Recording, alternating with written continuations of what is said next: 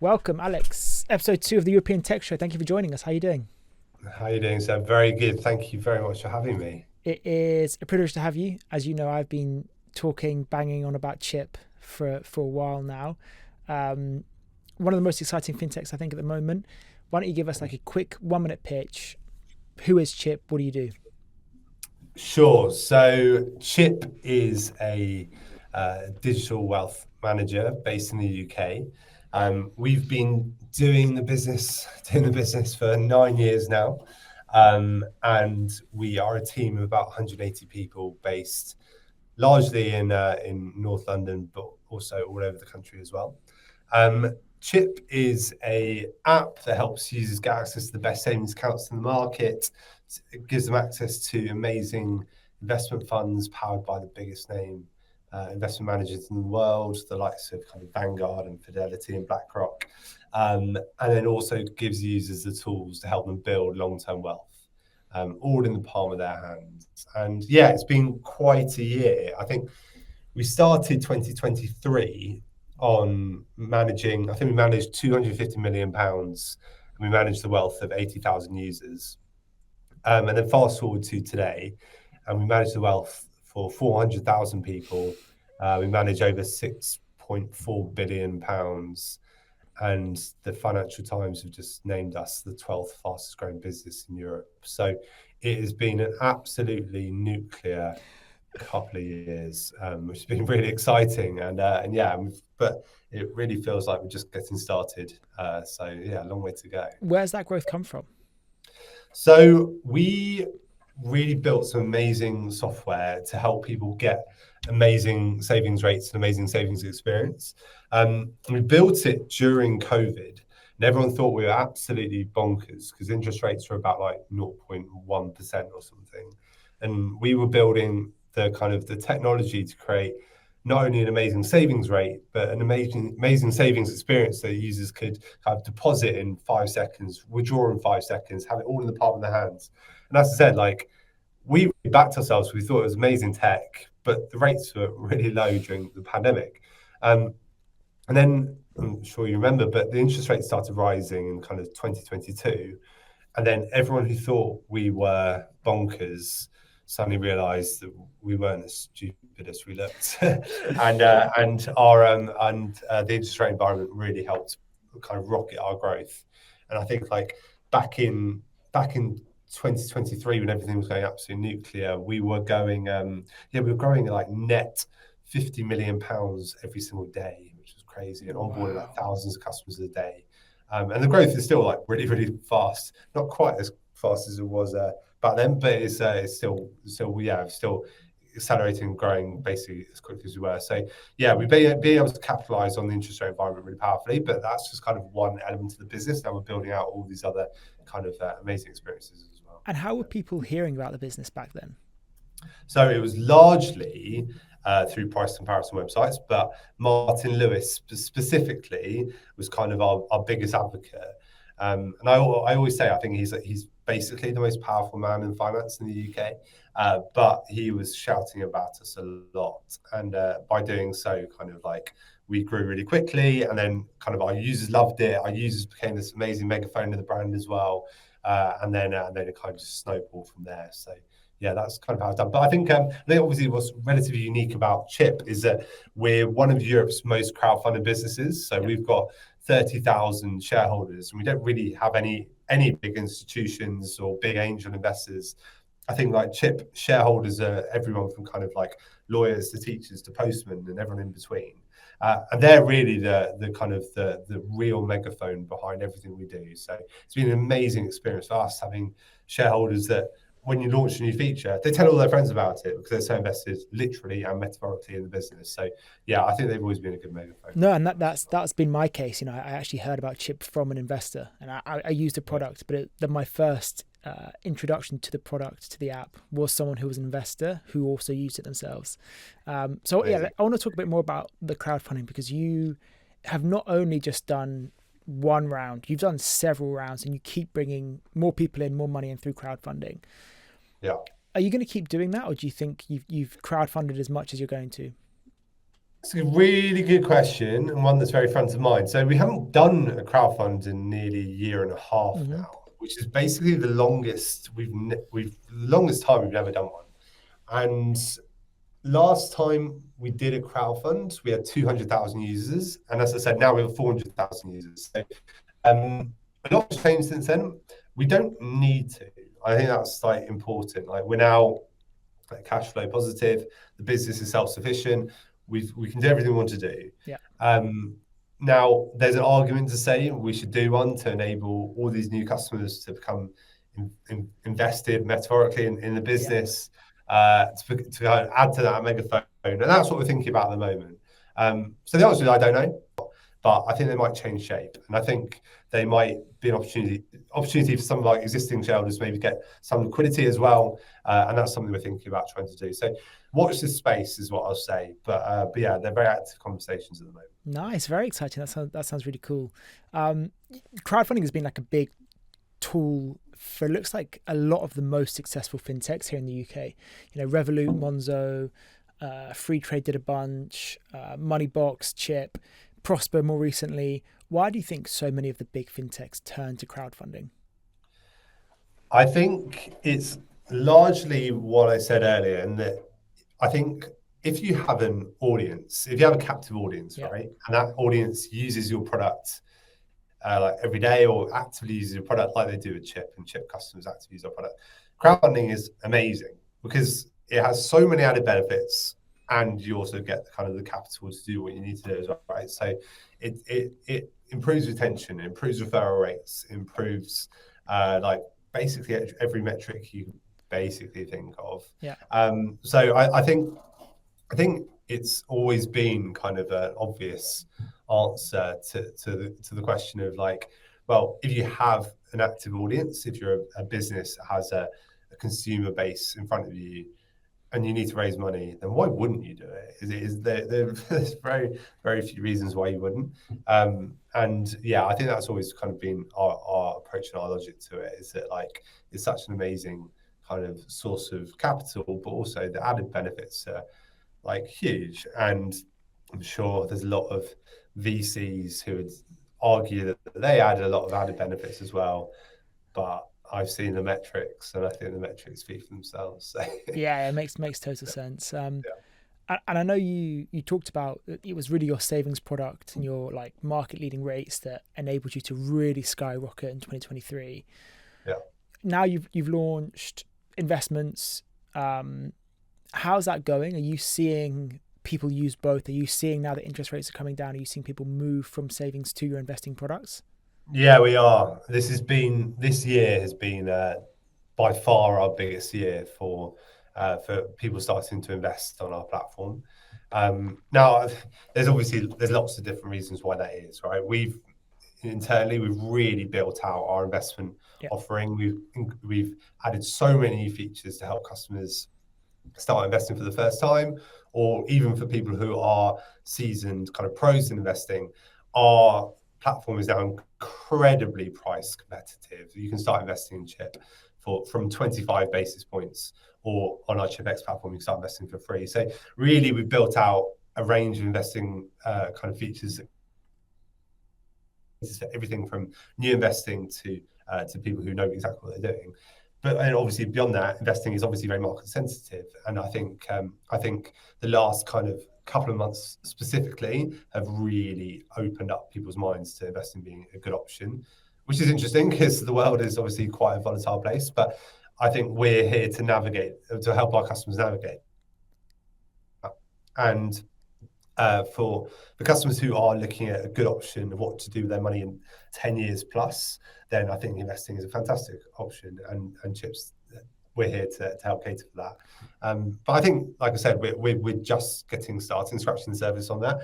I think in the next year or so, we want to start building out our financial planning offering, our AI wealth offering, and loads of kind of tools to help people really navigate where best to put their money. And that's obviously that's quite complicated from a regulatory perspective. yeah, But we've really spent the last 9 years building out the products and the kind of the accounts and the infrastructure. Now our focus is changing more to how should people use these products best to enable them to hit their life goals. And that's where we're now going to be focusing a lot. Interesting. No, that's the first. Yeah, that sounds really cool. I haven't heard of that. Is there any like more information you can give about that, like upcoming product launches, focus areas for the next year, anything like Yeah. that? So I guess a bit of context behind it is that our vision is to make Chip the most personal digital wealth manager in the world. Now, that word personal is obviously really, really important there in terms of there's lots of digital wealth managers out there, but they don't have that kind of that personal touch that makes you feel like you trust it. This is your home for your money. It gets you, understands you. It talks to you about your goals and your life and what you want to achieve. And for us, that is absolutely critical. I think fintech is becoming slightly homogenized to be kind of like an app with accounts, great UX, good price, right? And there's like loads of apps that kind of fall under that banner. But we want to take it a step further to understand how can we use technology to really help you understand how better to use these products, and specifically for you, and make it tailored to you. How best can you use the products to hit your financial goals, whatever they mean to you, right? So obviously different financial goals, completely different for different people, but we want Chip to be an interface to help people do that. So very practically, in the next 6 months, we hope to launch our new wealth hub, which will offer a financial planning interface. You'll be able to see a graph that shows you how old you are today, how old you will be roughly at the end of your life, and you'll be able to see the curve of what that will look like based on your goals. You'll be able to kind of program into that. You want to buy a house in 10 years' time, brilliant. We'll add that onto that curve. You can see the impact of that. You want to maybe send your kids to private school. Okay, we're going to build that into the curve and see what that looks like. And then you'll be able to talk to AI and talk to the AI about these goals, what it means for you, how best to use financial products to hit those goals, and really leaning into that experience and using AI to really not just discuss your options, but remember you and what you want to achieve from it, and totally turn that to an incredibly personal experience so that it remembers, well, we spoke to the AI 2 weeks ago about this private school we're looking at. The AI is going to remember that. The AI is going to remember the fees and everything, and then it's going to work around that. And I think those kind of experiences are what we're excited about, and hopefully something bring to life in the next 6 months or so. And then beyond that, it's going to be about how we can dial up AI to help you really do better financial planning. But then also, I think it's important to be able to talk to a human when you want to talk to a human. So AI is going to be at the real forefront of it. But then if you want to talk to a human, if you want to get financial advice, if you want to talk to a financial planner, financial advisor, you can do so in a tap and you'll be able to get access to someone. So that's what we're kind of looking at with that. Amazing. And is the launch of Wealth Score that sort of like your first iteration? Because I know Wealth Score is all about sort of like tracking your users' habits, building good, healthy habits with their finances. Is that you sort of like testing the market or kind of putting your first MVP out there for this much larger financial planning piece? Exactly. That's exactly what it is. Yeah. So Wealth Score, you're exactly right, is kind of an algorithmic view on what actions should you take to best boost your wealth score.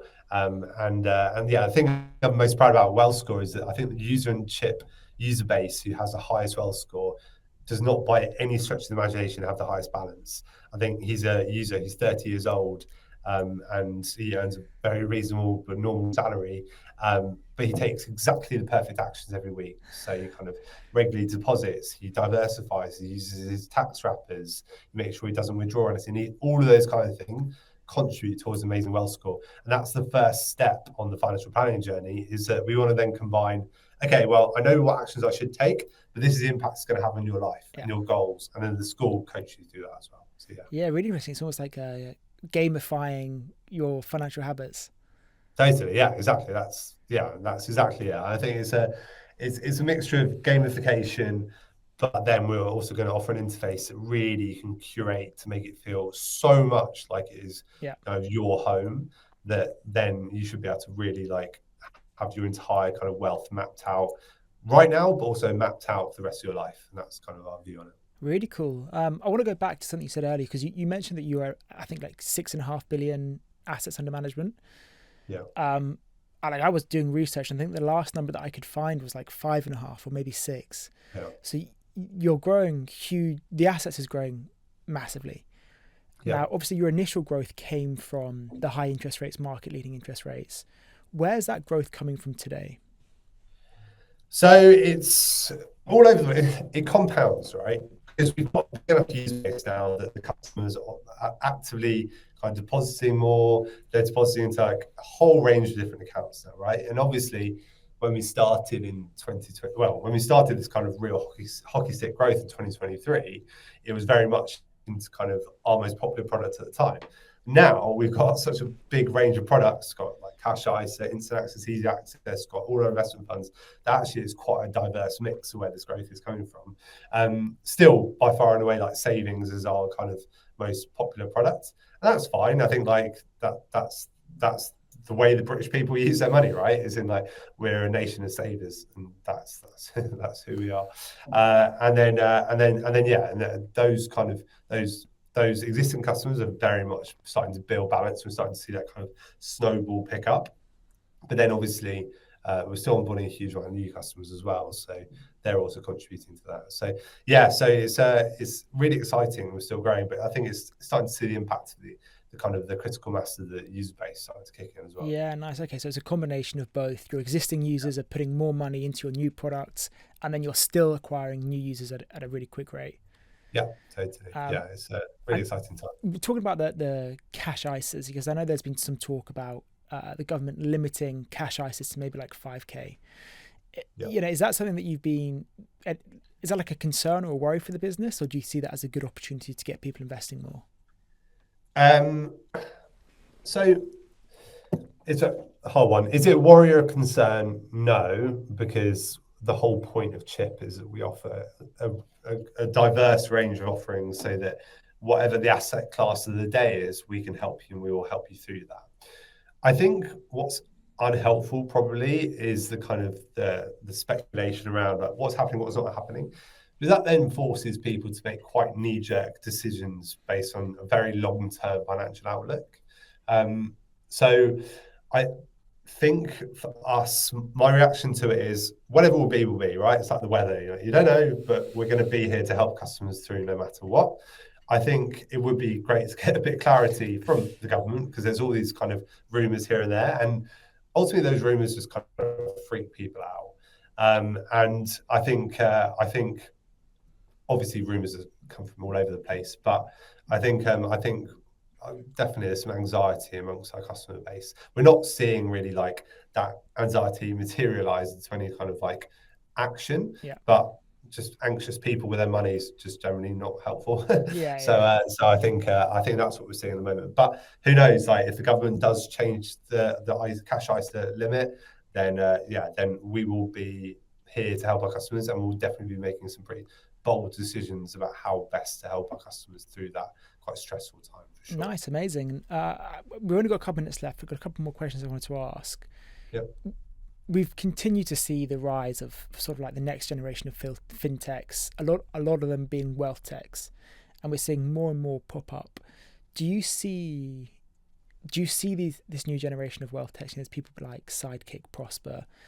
Do you see them as being key competitors, or do you really still see old established wealth managers, St. James's Park, those types of people? They're your main competitor. That's where the real opportunity is. So, sorry, I think I broke up there slightly. But so my view on this is that we're all fighting to win the generational wealth transfer war, right? And it's some huge stats out there, but like the millennial generation are set to become the richest generation in history as they inherit huge amounts of wealth down. Now, traditionally, that wealth would have gone to the likes of St. James's Place, Hargreaves, etc., right? However, I don't know the stat off the top of my head, but a huge amount of people surveyed are expecting to move that money away from traditional wealth managers when they come into their inheritance. Now, the platforms right now, like Chip, like Sidekick, etc., are very much all trying to gear up to support customers through that quite momentous shift in where the wealth belongs. So the way I see competition at the moment is that the ultimate competition is how can you serve this new generation of customers in the best way possible so that when they come into generational wealth, you're the best platform for that. Now that at the moment is being very much fought over between what's the best account you can build. But my view is that financial planning and financial advice and AI are going to be the things that dictate who is going to be the winner in the long term in this space. I think there are some amazing products out there, don't get me wrong, and I like to think that Chip is also at the top of that list of one of the amazing products. But I think who will create an AI interface that can coach you through the right money decisions, who can win that and who can build that, will win generational wealth transfer, because they will trust ultimately an app that has AI built into it that can make the financial decisions for you, much more so than they're going to trust St James's Place, Bang On, Hargreaves Lansdown, all who have pretty crappy user experiences and high costs. So yeah, that's my view on the world. Yeah, and you're right. The opportunities is absolutely massive. You know, I've seen those stats as well as the biggest wealth transfer in history. I'm conscious that we're out of time, but Alex, thank you so much for joining. It's been an absolute pleasure to have you. I'm just going to stop recording and then